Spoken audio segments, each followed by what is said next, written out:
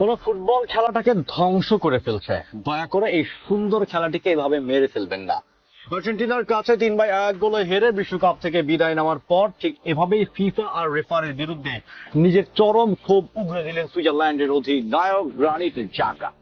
Quarter ফাইনালের সেই রুদ্ধশ্বাস মহারণের 72 মিনিটে ব্রেল অ্যাম্বেলর লাল কার্ডের নাটকীয়তা নিয়ে এখন উত্তাল পুরো ফুটবল বিশ্ব। সুইস কোচ মুরাত ইয়াকিন থেকে শুরু করে ম্যানুয়েল আকানজি সবারই এক সুর, রেফারি নাকি এক পেশে সিদ্ধান্ত নিয়ে আর্জেন্টিনাকে সেমিফাইনালে তুলে দিয়েছে। এবারে বিশ্বকাপে চালু হওয়ার কোন নতুন নিয়মের গ্যারাকলে পড়ে স্বপ্নভঙ্গ হলো সুইজারল্যান্ডের। জাকারের বিস্ফোরক মন্তব্যের পেছনের আসল সত্যটাই বাকি। সম্পূর্ণ নিরপেক্ষ যুক্তিমূলক পর্যালোচনা জানতে ভিডিওটি একদম শেষ পর্যন্ত দেখুন। ম্যাচটি যখন 1-1 সমতায়, ঠিক তখনই ঘটে পুরো বিশ্বকাপের অন্যতম বিতর্কিত ঘটনা। ম্যাচের 72 মিনিটে সুইস ফরওয়ার্ড ব্রেল অ্যাম্বলে আর্জেন্টিনার লিয়েন্দ্রো পারেদেসের চ্যালেঞ্জের মুখে বক্সে পড়ে যান। খালি চোখে মনে হয়েছিল এটি নিশ্চিত ফাউল এবং রেফারি প্রথমে আর্জেন্টাইন ফুটবলার পারেদেসকে হলুদ কার্ডও দেখিয়েছিলেন। কিন্তু নাটকে শুরু হয় তখনই যখন ভিডিও অ্যাসিস্ট্যান্ট রেফারি বা VAR প্রধান রেফারিকে রিভিউ দেখার অনুরোধ জানান। এবারে বিশ্বকাপে চালু হওয়া রেফারি ফিফার নতুন নিয়ম অনুযায়ী কোনো খেলোয়াড়কে যদি কার্ড দেওয়া হয়, কিন্তু ফাউলটি যদি আসলে প্রতিপক্ষ খেলোয়াড় করে থাকে বা ফাউলের কোনো অস্তিত্বই না থাকে, তবে রেফারি মাঠের সিদ্ধান্ত পরিবর্তন করতে পারেন। VAR স্ক্রিনে রিপ্লে দেখে রেফারি মনে হয়েছে এমবলে আসলে ফাউলের শিকার হয়নি, বরং পেনাল্টি পাওয়ার জন্য ডাইভ বা অভিনয় করেছেন।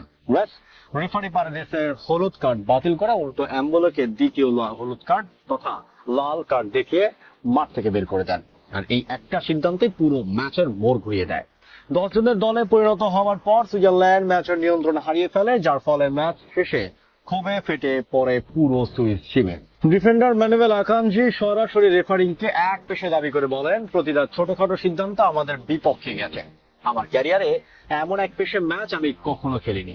অন্যদিকে সুইস মিডফিল্ডার রেমো ফ্রয়লার ফিফার কাছে এসে স্পষ্ট ব্যাখ্যা দিয়ে করেছেন। তিনি বলেন, ওই সিদ্ধান্তের আগ পর্যন্ত তারা দুর্দান্ত খেলেছিলেন এবং সমতায় ফেরার পর ম্যাচের নিয়ন্ত্রণ তাদের হাতে ছিল। কোচ মুরাত ইয়াকিন এবং রেফারিংকে স্রেফ নির্বোধ বলে আখ্যা দিয়েছেন। কোচ ইয়াকিনের যুক্তিটি যদি আমরা লক্ষ্য করি, তার মতে ওই পরিস্থিতিতে রেফারি আর্জেন্টাইন খেলোয়াড় পারেদেসকে হলুদ কার্ড দেখানোরই কোনো দরকার ছিল না। রেফারি প্রথমে নিজের ভুল সিদ্ধান্ত নিয়ে পারেদেসকে কার্ড দেন এবং পরে নিজের সেই ভুল সংশোধন করতে গিয়ে উল্টো সুইজারল্যান্ডকে লাল কার্ডের মতো বড় শাস্তি দিলেন।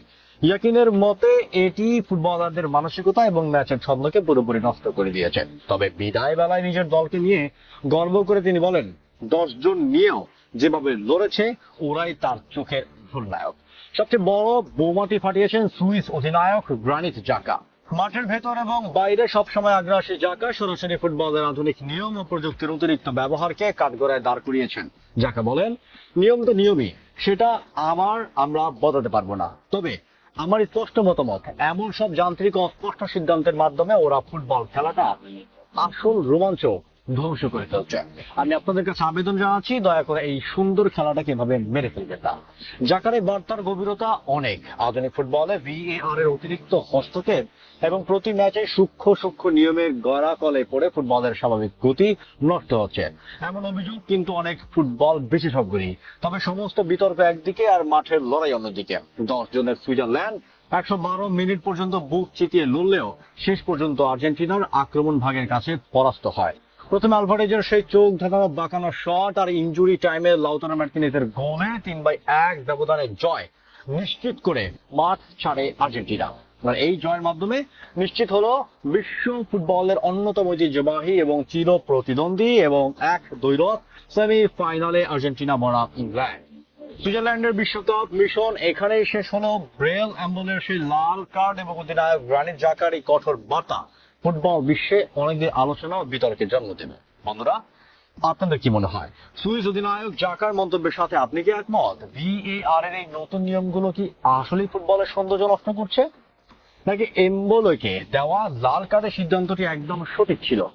আপনার মূল্যবান মতামত কমেন্ট বক্সে অবশ্যই লিখে জানাবেন। ভিডিওটি ভালো লাগলে লাইক দিন, শেয়ার করুন। ফুটবলের বিশ্বকাপের প্রতিটি রুদ্ধশ্বাস ও বিতর্কিত খবরাখবর সবার আগে পেতে আমাদের পেজটি ফলো দিয়ে চ্যানেলটি সাবস্ক্রাইব করে বেল আইকনটি অন করে সাথেই থাকুন। ধন্যবাদ।